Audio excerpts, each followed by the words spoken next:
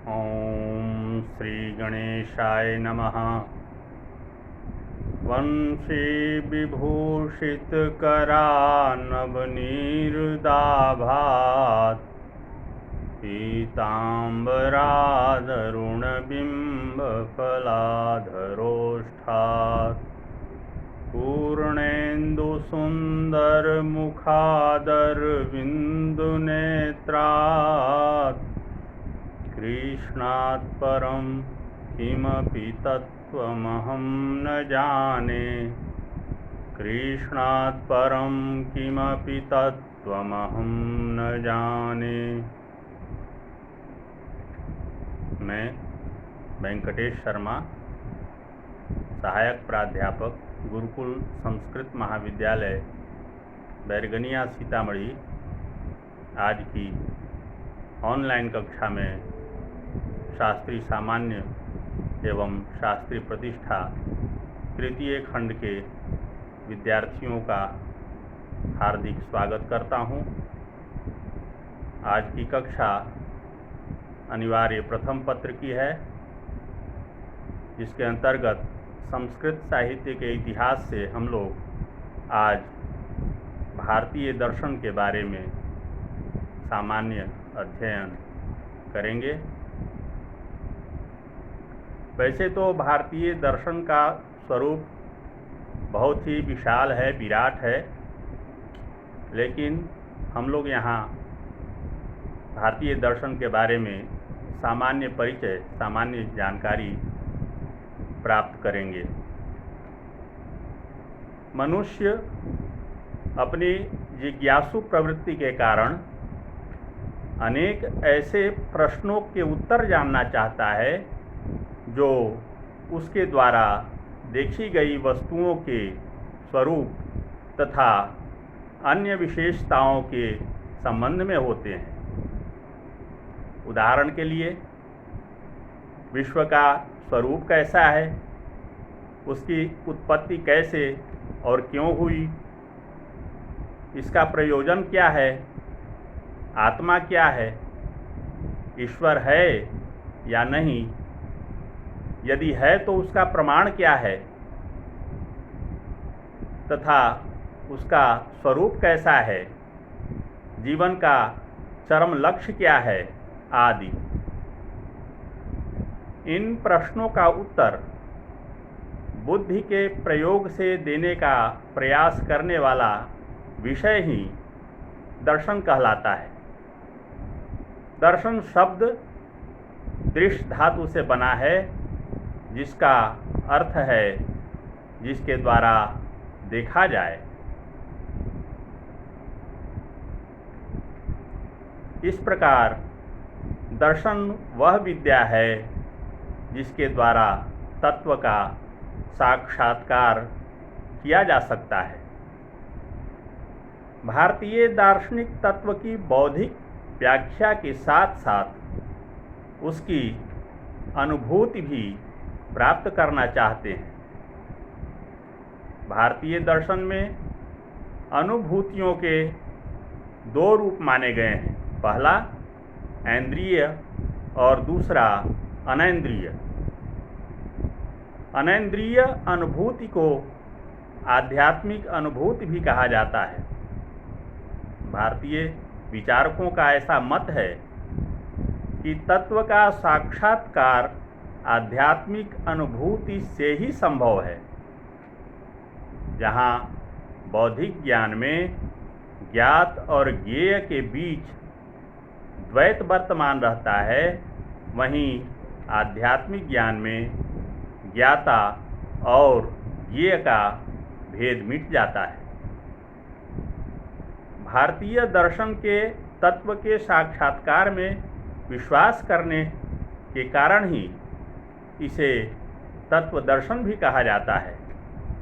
वास्तव में भारतीय दर्शन व्यावहारिक होने के कारण यह जीवन की समस्याओं को हल करने का प्रयास करता है। मानव ने अपने चारों ओर व्याप्त दुखों से छुटकारा पाने के लिए ही दर्शन को अपनाया। इसके विपरीत पाश्चात्य दर्शन का आरंभ आश्चर्य और उत्सुकता से होता है। अन्य शब्दों में, भारत में ज्ञान की चर्चा ज्ञान के लिए नहीं बल्कि मोक्ष की अनुभूति के लिए हुई है। मोक्ष का तात्पर्य दुखों से निवृत्ति है, दुखों से छुटकारा है। मोक्ष अर्थात दुखों के अंत को अपना परम लक्ष्य मानने के कारण ही भारतीय दर्शन को मोक्ष दर्शन भी कहा जाता है। क्योंकि मोक्ष की प्राप्ति आत्मा के द्वारा मानी गई है, अतः सभी दर्शनों, केवल महर्षि चार्वाक को छोड़कर सभी दर्शनों ने आत्मा के विश्लेषण पर ही बल दिया है। इसीलिए भारतीय दर्शन को आत्मा विद्या भी कहा गया है। भारतीय दर्शन का कालिक विभाजन।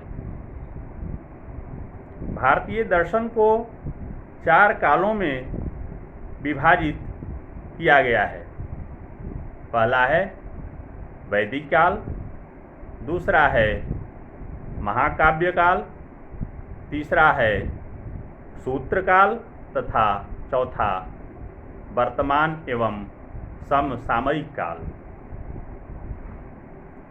वैदिक कालीन दर्शन में चारों वेदों तथा उपनिषदों से संबंधित दर्शन आते हैं। महाकाव्य काल में रामायण, महाभारत और गीता के दर्शनों के अतिरिक्त बौद्ध एवं जैन दर्शन भी आते हैं। सूत्र काल में सूत्र साहित्य आते हैं तथा इसी काल में खड दर्शनों की रचना हुई थी।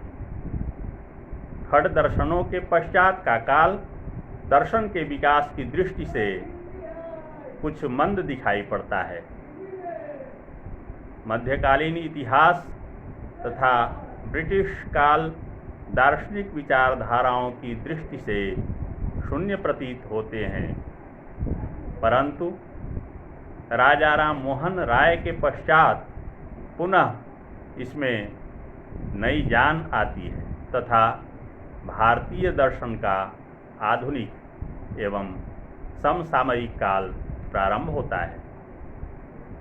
इसमें राजा राम मोहन राय के अलावा महात्मा गांधी, टैगोर, डॉक्टर राधाकृष्णन, स्वामी विवेकानंद, केसी भट्टाचार्य, श्री अरविंद आदि आते हैं। इन दार्शनिकों में वैदिक दार्शनिक परंपरा को पुनर्जीवित किया। भारतीय दर्शन के संप्रदाय। प्रायः भारतीय दर्शन को 2 प्रमुख वर्गों में विभाजित किया गया है। पहला आस्तिक तथा दूसरा नास्तिक। आस्तिक तथा नास्तिक शब्दों के अनेक आधारों पर भिन्न भिन्न अर्थ निकाले गए हैं, जैसे वेद पर आधारित, ईश्वर पर आधारित, परलोक की सत्ता पर आधारित आदि। परंतु भारतीय दार्शनिक विचारधारा में आस्तिक का तात्पर्य उस दर्शन से है जो वेदों की प्रामाणिकता में विश्वास करता है। इसके विपरीत वेदों को प्रामाणिक नहीं मानने वाले दर्शन को नास्तिक कहा जाता है। इस दृष्टि से भारतीय दर्शन में खड दर्शनों को आस्तिक कहा जाता है।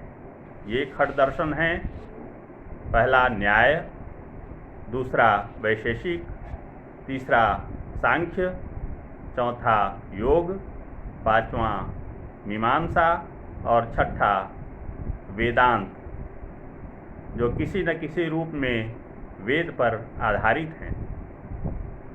नास्तिक दर्शन के अंतर्गत 3 दर्शनों को रखा जाता है: पहला चार्वाक दर्शन, दूसरा जैन दर्शन तथा तीसरा बौद्ध दर्शन। ये तीनों वेदों की निंदा करते हैं।